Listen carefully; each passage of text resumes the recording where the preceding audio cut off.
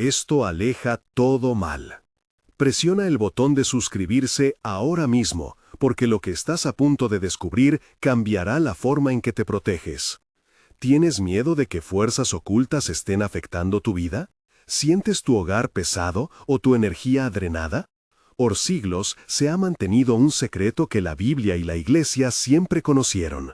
Existe un poder que no viene solo de la oración tradicional, sino de la propia creación de Dios.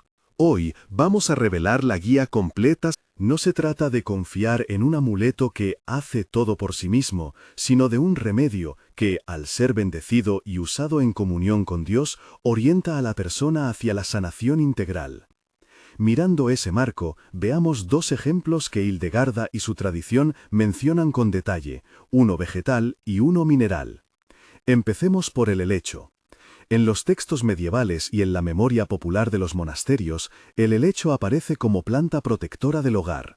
No por una magia intrínseca que actúa sola, sino porque su naturaleza, su olor y su presencia en la casa se asociaban a un ambiente de orden y pureza que dificultaba las apariciones angustiosas y las perturbaciones del sueño. Hay relatos, más cercanos a la anécdota devocional que a la liturgia, de familias que colgaban ramas de helecho en las entrañas de la casa o en las cabeceras, acompañadas de una oración breve pidiendo al Señor que restableciera la paz. Esa práctica, en el contexto monástico y campesino, se integraba con la lectura de salmos, con el rezo del credo y, cuando era posible, con la comunión y el acompañamiento pastoral. El helecho entonces actúa como signo, su presencia recuerda la creación buena y ayuda a ordenar el espacio para la oración y el descanso. El segundo ejemplo, la crisoprasa, ilustra cómo un mineral fue inscrito en una práctica que combina materia y palabra. En los relatos históricos se menciona que sobre ciertas piedras se vertía agua bendecida o al menos agua puesta en contacto con la piedra. Y esa agua, mezclada con el pan o administrada de forma simbólica, servía para debilitar la influencia de lo que se percibía como maligna. Es importante subrayar que este gesto no era un truco mecánico, era un sacramental histórico, una acción física cargada de oración y fe, que buscaba afirmar la soberanía de Dios sobre la fragilidad humana. Dicho de otro modo, ni la piedra ni el agua obran por sí mismas, son medios sensibles que acercan la gracia cuando se usan con corazón humilde y en comunión con la Iglesia. Hoy podemos leer esos procedimientos como formas de medicina espiritual tradicional, cargadas de sentido, pero dependientes siempre de la voluntad y del auxilio divino. Entre las plantas que Hildegarda y la tradición medieval mencionan, dos requieren una palabra de atención: el helecho, del que ya hablamos como protector domístico, y la mandrágora, que aparece en muchas listas por su fuerte simbolismo ligado a la vida y a la sexualidad humana. La mandrágora fue asumida por la cultura como una planta que tiene virtud sobre lo humano. Por eso los textos medievales recomiendan manejarla con prudencia y limpiar su potencia mediante agua y oración. Cuando se alude a la limpieza en agua, no se trata de una fórmula simple, es más bien un gesto de despojamiento simbólico. Al lavar la raíz, se pretende que su efecto no opere como un fin en sí mismo, sino que quede subordinado a la intención de curar o de acompañar a la persona. Hoy podemos leer esos procedimientos como formas de medicina espiritual tradicional, cargadas de sentido, pero dependientes siempre de la voluntad y del auxilio divino. Entre las plantas que Hildegarda y la tradición medieval mencionan, dos requieren una palabra de atención: el helecho, del que ya hablamos como protector doméstico, y la mandrágora, que aparece en muchas listas por su fuerte simbolismo ligado a la vida y a la sexualidad humana. La mandrágora fue asumida por la cultura como una planta que tiene virtud sobre lo humano.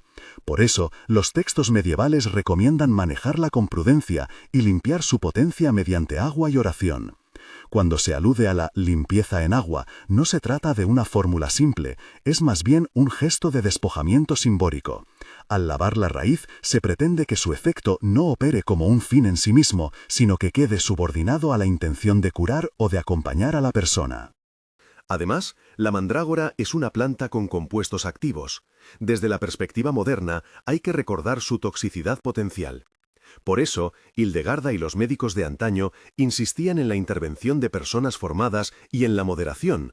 No era una invitación a experimentar por cuenta propia, sino una advertencia para que el remedio se utilice bajo control, con conocimiento y con oración. Pasemos ahora a las piedras, cuyo uso en la espiritualidad cristiana ha sido múltiple, desde ornamentación litúrgica hasta signos sacramentales.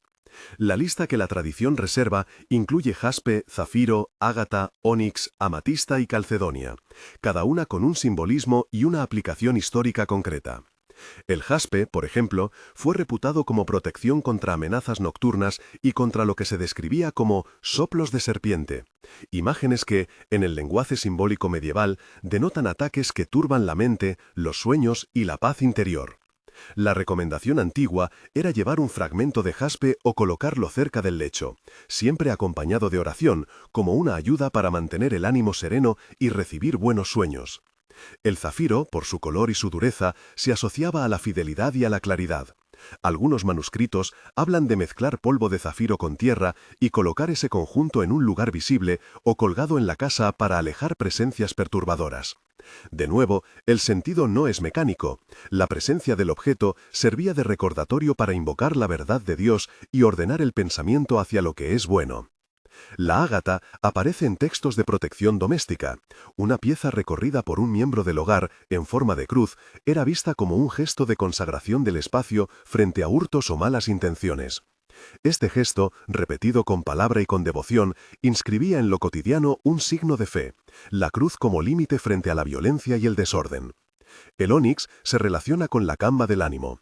En tiempos de tristeza, llevar o contemplar ónix ayudaba a recordar la fortaleza que viene del Señor. La amatista y la calcedonia, además de sus usos estéticos, fueron valoradas por su capacidad simbólica para dar firmeza en el hablar y en la presencia social. En la Edad Media, quien debe testificar o defender una causa puede recibir la recomendación de portar una gema que le recuerde sostener la verdad con templanza y caridad. Es posible que todo esto suene extraño hoy, por eso es importante enmarcarlo con claridad. Hildegarda y quienes transmitieron estas prácticas no pretendían sustituir la oración pública ni el acompañamiento sacramental.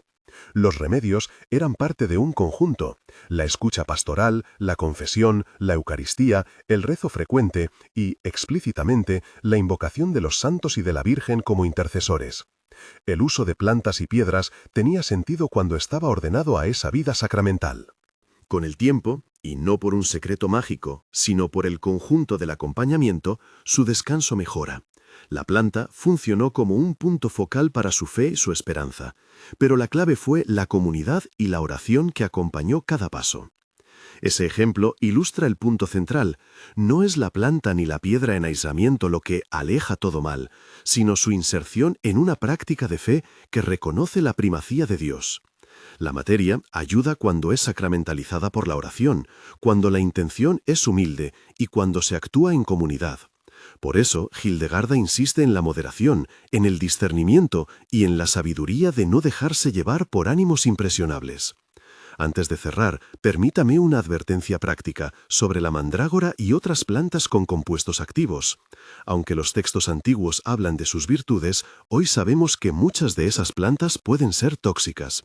No improvises y no ingieras sustancias sin asesoramiento. La prudencia médica y el acompañamiento pastoral siguen siendo imprescindibles. Hay además una dimensión ética que no podemos soslayar: el uso de objetos religiosos y de elementos de la creación para pedir protección debe orientarse a la caridad. No busquemos estas ayudas para dominar a otros, para dañar o para manipular voluntades. La tradición cristiana que Hildegarda representa entiende que los medios creados por Dios sirven para edificar, no para destruir. Quien busca control o provecho personal corre el riesgo de desvirtuar la práctica y entrar en lo que la Iglesia califica como superstición o brujería. Llegamos al cénit de la reflexión. ¿Cuál es entonces el secreto de Santa Hildegarda? No es una fórmula secreta ni un objeto mágico. Es una postura: reconocer que la creación participa de la gracia de Dios, que los remedios sensibles pueden ayudar cuando están consagrados por la oración y la intención recta, y que la verdadera protección viene de la comunión con Cristo y con su cuerpo, la Iglesia. Las piedras y las plantas son recordatorios de la presencia creadora de Dios. Cuando se usan con humildad, pueden encender en nosotros la confianza y provocar gestos que ordenan la vida hacia la paz. Termino proponiendo pasos concretos y prudentes para quien desee recuperar esta herencia sin caer en excesos. Primero, informarse con fuentes fiables sobre los textos de Hildegarda y su interpretación histórica. Segundo, consultar a un guía espiritual o a un párroco antes de introducir cualquier práctica nueva en la vida cotidiana. Tercero, en caso de síntomas físicos o psicológicos serios, acudir simultáneamente a profesionales sanitarios y a la comunidad de fe. Cuarto, mantener la oración como eje. Los remedios materiales no sustituyen la oración ni los sacramentos. Puedes cerrar tus ojos un momento e invocar al Señor con estas palabras breves, de corazón humilde.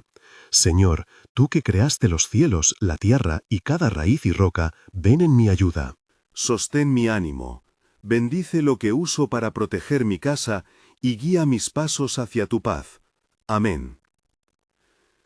Si este tema te ha despertado curiosidad y quieres estudiar con respeto y seguridad la obra de Hildegarda y su relación con la medicina espiritual tradicional, en la descripción hay un curso y materiales recomendados que profundizan con rigor histórico y pastoral. Suscríbete al canal para recibir más contenidos que cuidan la fe y la prudencia. Que la paz del Señor acompañe tu hogar y que, con discernimiento, encuentres en la creación señales de su amor.